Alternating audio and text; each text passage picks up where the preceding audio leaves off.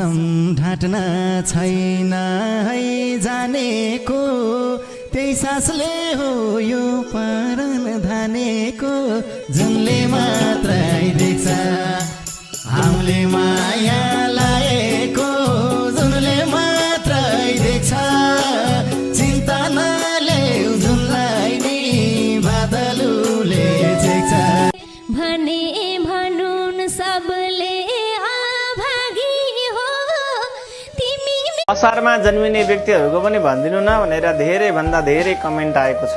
हजुरलाई पनि आफ्नो जन्म महिना सम्बन्धी जानकारी प्राप्त गर्नु छ भने कुन महिनामा जन्मिनु भएको हो आफ्नो जन्म महिना कमेन्ट बक्समा गएर कमेन्ट गरिदिनु होला।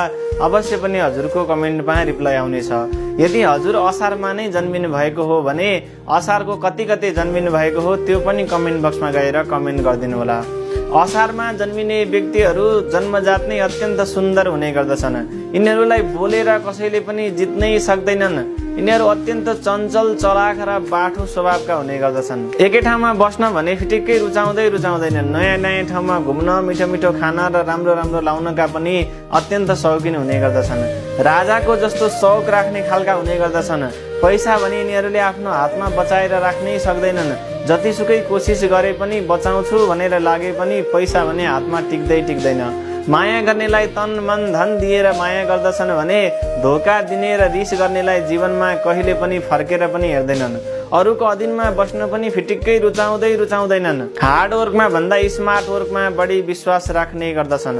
हजुरलाई ज्योतिष सम्बन्धी कुनै पनि जानकारी प्राप्त गर्नु छ भने टिकटकको प्रोफाइलमा व्हाट्सएप नम्बर रहेको छ।